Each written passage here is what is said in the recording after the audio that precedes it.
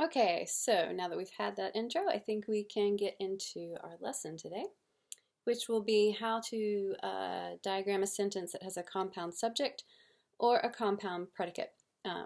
We speak in compound subjects and predicates all the time, so this is a good skill to have.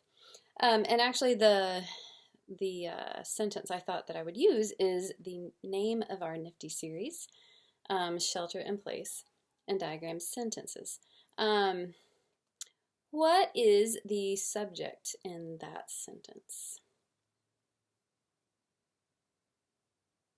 Nobody? Sorry. It is, and you'll remember this, it's called an understood you.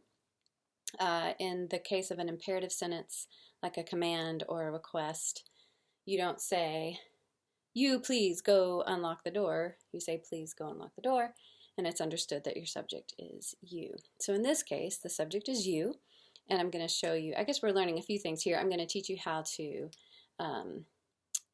do an understood you with the compound predicate in this instance. So if you'll remember, I know it's been a while, our structure.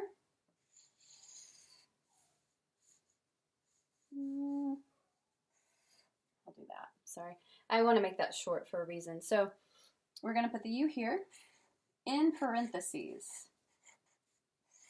which is to indicate that you're not actually saying it. So you shelter in place and diagram sentences. Your compound predicate is made of two verbs, shelter and diagram. And so those verbs get split. And I think we used to call this a rocket in school. But you like that?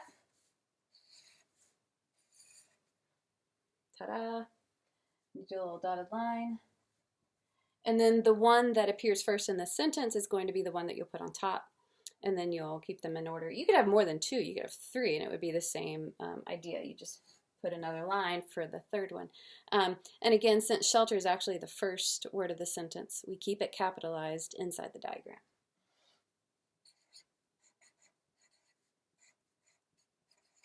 Shelter and diagram. And the and goes here on the dotted line. And then we have our prepositional phrase.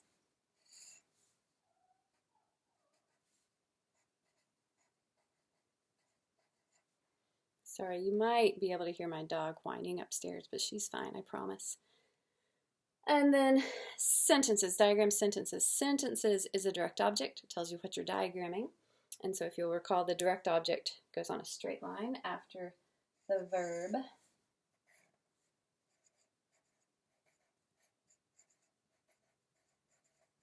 Right? You remember that? We also learned the predicate. If you have a predicate adjective that's describing the subject, like I am awesome, that line is tilted back toward the subject because what's awesome? I am. It goes back to it. Okay, so shelter in place and diagram sentences. I might have covered this. I can't remember. I should go watch my own videos. But I wanted to also use this moment to show you how to diagram an adverb that modifies an adverb. So I'm going to add a couple of words to this. Shelter in place and diagram sentences very carefully. Carefully is describing how you diagram them.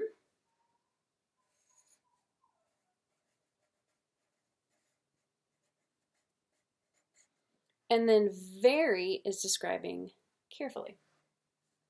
So I'm going to do a little line off of carefully. And then see how those are parallel because they're both adverbs, but you can tell by the way this is done that very modifies carefully and carefully modifies diagram.